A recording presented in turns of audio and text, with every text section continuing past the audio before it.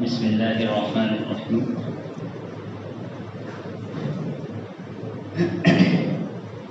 زکوٰۃ سے متعلق پتہ چلا کہ بعض لوگوں کا نظریہ اور سوچ یہ بھی ہے کہ پورے گھر میں سے کوئی ایک فرد اگر زکوٰۃ ادا کر دے تو ایسی صورت میں بقیہ افراد چاہے صاحب نصاب ہوں تو ان کو زکوٰۃ نکالنے کی ضرورت نہیں۔ حالانکہ زکوٰۃ ایک عبادت ہے، تو جس طرح نماز ایک عبادت ہے، گھر کا ایک فرد نماز پڑھ رہے تو بقیہ کی طرف سے تلافی نہیں ہو جاتی، ہر ایک پر ضروری ہے۔ تو اسی طرح گھر کے اندر جتنے صاحب نصاب ہوں، مالدار ہوں، تو تمام الگ الگ زکوٰۃ نکالیں گے۔ ایک فرد کے زکوٰۃ نکال دینے سے بقیہ کی طرف سے تلافی نہیں ہو سکتی، لہذا ہر فرد نکالے گا جو بھی صاحب نصاب ہوگا، بشرطے کہ بالغ ہونا چاہیے۔ یہی خیال اور یہی سوچ قربانی کے موقع پر بھی سامنے آتی ہے کہ پورے گھر کی طرف سے ایک بکرا ذبح کر دو کافی ہے، چاہے گھر کے اندر 4-5 افراد پر قربانی واجب ہو۔ اور گزشتہ سال ہی ایک صاحب نے پوچھا تھا، بقرعید کے موقع پر ایک میسج گردش کر رہا تھا سوشل میڈیا پر، ترمذی شریف کی روایت کے حوالے سے، کہ حضرت ابو ایوب انصاری رضی اللہ تعالیٰ عنہ سے پوچھا گیا کہ اللہ کے رسول صلی اللہ علیہ وسلم کی مبارک دور میں قربانی کس طرح کی جاتی تھی، تو آپ نے جواب ارشاد فرمایا کہ پورے گھر کی طرف سے ایک بکرا ذبح کیا جاتا تھا، ایک بکری ذبح کی جاتی تھی، یعنی ایک قربانی کی جاتی تھی۔ لیکن آج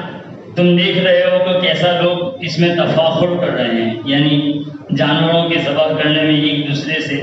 بڑھنے اور آگے بڑھنے کی ریس لگائے ہوئے ہیں۔ تو اس روایت کو چلا کر گویا یہ ثابت کرنا چاہتے ہیں کہ پورے گھر کی طرف سے یہ قربانی صحیح ہو جائے گی، کافی ہو جائے گی۔ حالانکہ وہاں حضرت ابو ایوب انصاری رضی اللہ تعالیٰ عنہ جس قربانی کا تذکرہ کر رہے ہیں وہ نفل قربانی، اور ایک جانور جو نفل طور پر آپ ذبح کرو اور اس میں ایک گھر کیا پوری امت کو بھی شریک کرو، اس کا ثواب میں تو شریک کر سکتے ہیں۔ اللہ کے رسول صلی اللہ علیہ وسلم نے 2 مہندے ذبح کیے اور فرمایا کہ ایک مہندہ میری طرف سے اور دوسرا میری امت کے ان تمام افراد کی طرف سے جنہوں نے قربانی نہیں۔ تو پھر اتنا بخل کیوں کرتے ہو؟ صرف ایک گھر کی طرف سے، پوری امت کی طرف سے کہہ دو، یہ صحیح نہیں ہے۔ وہ نفل قربانی ہے کہ جس کے ثواب میں آپ کئی لوگوں کو بھی شریک کر سکتے ہیں۔ اللہ کے رسول صلی اللہ علیہ وسلم کو، انبیاء کو، صحابہ کو، تابعین کو، تمام مرحومین کو، پوری امت محمدیہ کو اس کے ثواب میں شریک کر سکتے ہیں، اس لیے کہ وہ بھی ایک عبادت ہے۔ تو لہذا جس طرح عبادت ہر ایک پر ضروری ہے، اسی طرح جو بھی صاحب نصاب ہوگا جس پر قربانی واجب ہوگی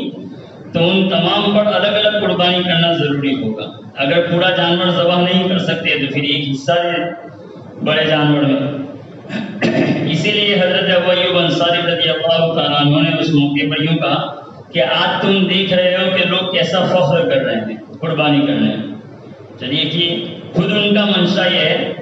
کہ قربانی فرض تو ایک ہی آدمی پر ہے، دوسروں پر فرض نہیں ہے، لیکن پھر بھی ایک آدمی اپنی طرف سے کئی جانور ذبح کر رہا۔ اگر تمام افراد پر فرض ہوتی تو ابو ایوب انصاری رضی اللہ تعالیٰ عنہ یہ نہ کہتے کہ لوگ فخر کے طور پر قربانیاں کر رہے ہیں، اس لیے کہ وہ تو عبادت ہے، ہر ایک پر واجب ہو۔ تو اس لیے جو ہے اس روایت کو سامنے رکھ کر یہ استدلال کرنا کہ گھر کا ایک آدمی قربانی کر دے تو تمام کی طرف سے کافی ہو جائے گی، یہ صحیح نہیں ہے۔ دوسری بات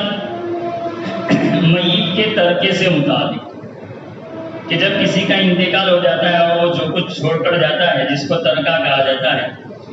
تو اس میں کس طرح استعمال کریں گے ہم، اس کو استعمال کس طرح کیا جائے گا؟ تو سب سے پہلے تو اس کے چھوڑے ہوئے مال میں سے سنت طریقے پر اس کی تجہیز و تکفین ہوتی ہے، اس کے کفن کے لیے جو خرچ ہو، اسی طرح قبر کے اندر اگر خرچ آتا ہو تو وہاں پر ان تجہیز و تکفین کا خرچ پہلے نکالیں گے۔ اس کے بعد دوسرے نمبر پر مرنے والے کے ذمے کسی کا قرضہ ہے تو وہ قرضہ ادا کریں گے، اور قرضہ ادا کرنے کے بعد جو بچ جائے تو اب اگر مرنے والے نے کوئی کسی کار خیر کی وصیت کی تھی کہ فلاں جگہ پر اتنے پیسے دے دینا، تو ایسی صورت کے اندر اس نے یہ قرض ادا کرنے کے بعد جو کچھ بچا ہے تو اس کے 1/3 1/3 میں سے وصیت ادا کی جائے گی۔ اگر وہ وصیت ایسی ہے کہ 1/3 اس کے لیے کافی نہیں ہے، مزید خرچ ہو رہا ہے، تو ایسی صورت میں اگر تمام ورثاء وہ بالغ ہوں اور خوشی سے وہ اپنا حصہ دینا چاہتے ہیں اور اس وصیت کو نافذ کرنا چاہتے ہیں، تو ایسی صورت میں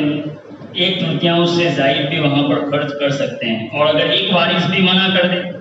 یا پھر ایک وارث بھی نابالغ ہو، تو ایسی صورت میں اب صرف 1/3 ہی وصیت کے اندر خرچ کیا جائے گا، باقی جو 2/3 ہے وہ وارثوں کا حق ہے، اس میں سے وصیت کے لیے پیسے نہیں نکالے جائیں گے۔ اور جو ہے یہ عام طور پر ہوتا کیا ہے کہ کسی کا انتقال ہوتا ہے، مثلا مرد ہے اور اس کا انتقال ہو گیا، باپ تھا اور اسی کے پیسے تھے گھر کے اندر، تو تقسیم کرنے سے پہلے ہی اس میں سے اناج تقسیم ہو رہا ہے اور اس میں سے ایثار ثواب کے لیے کھانا پکا کر تقسیم کیا جا رہا ہے وغیرہ وغیرہ، تو یہ صحیح نہیں ہے۔ اگر ایک وارث بھی نابالغ ہوگا تو جو بھی اس طرح کا اقدام کرے گا وہ گنہگار ہوگا، اس کے لیے ہرگز جائز نہیں ہے کہ جو میراث تقسیم کرنے سے پہلے اس طرح کا کوئی خرچ کرے۔ اس سے پہلے میراث تقسیم کر لے، اس کے بعد اپنے حصے میں سے جو بھی کرنا ہو کارک ہے تو وہ کر سکتا ہے۔ اور اس سے بھی زیادہ ضرورت کب پیش آتی ہے؟ جب اس مرنے والے کی کوئی جائیداد ہو اور وہ بعد میں کسی نے بیچی، وارثوں نے، اب جو پیسے آئے، مثلا زمین دی اور زمین کے پیسے آئے، تو سب سے پہلے لازم سمجھتے ہیں کہ مسجدوں میں اتنے پیسے دو۔ یقیناً مرنے والے کے طفیل میں یہ جائیداد ہمارے پاس آئی ہے، لہذا اس کی ایثار ثواب کے لیے خرچ کرنا چاہیے، اس میں کوئی شک نہیں، لیکن پہلے دیکھو کہ کوئی وارث نابالغ تو نہیں ہے۔ اگر نابالغ ہوگا تو پھر آپ کے لیے ہرگز جائز نہیں ہے کہ کسی مدرسے میں یا پھر کسی مسجد کے اندر پیسے دو، پہلے تقسیم کرو، تقسیم کرنے کے بعد جو بھی بالغ وارث ہوگا وہ اپنے حصے میں سے جو کچھ بھی ایثار ثواب کرنا چاہے تو کر سکتا ہے۔ اس لیے اس کا خیال رکھنے کی ضرورت ہے۔ اللہ تعالی ہمیں شریعت کے منصوبے کے مطابق چلنے کی توفیق